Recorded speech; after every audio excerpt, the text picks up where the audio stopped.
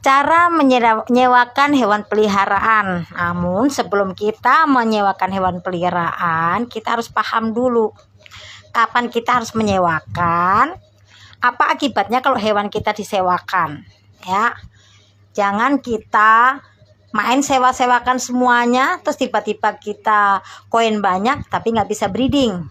Jadi kalau kita mau menyewakan tuh yang harus kita lakukan pertama adalah memastikan ada hewan yang tetap melek agar bisa dibreeding. Dari tujuan sewa itu untuk menyiapkan koin agar bisa bisa breeding kan.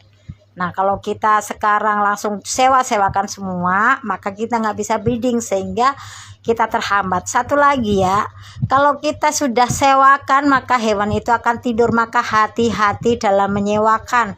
Jangan asal sewakan. Misalkan kita punya gen 1, contohnya kita punya gen 1 nih, kalau kita mau menyewakan kita harus statusnya pertama kita jadi free, karena kalau mau disewakan harus free ya. Nah, free misalkan ini gen 1 rare 3. Oke. Kita gen 1 rare 3 breednya 2 kali. Ini hewan kita ini kalau disewa dengan gen 5 sama orang, terus grade-nya 5, maka hewan kita ini akan tidur berbulan-bulan.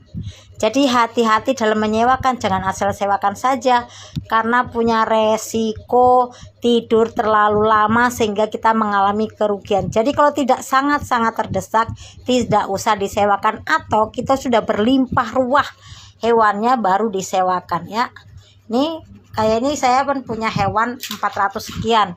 Artinya saya kalau misal saya sewakan 10 atau 20 nggak masalah karena saya punya banyak hewan yang melek.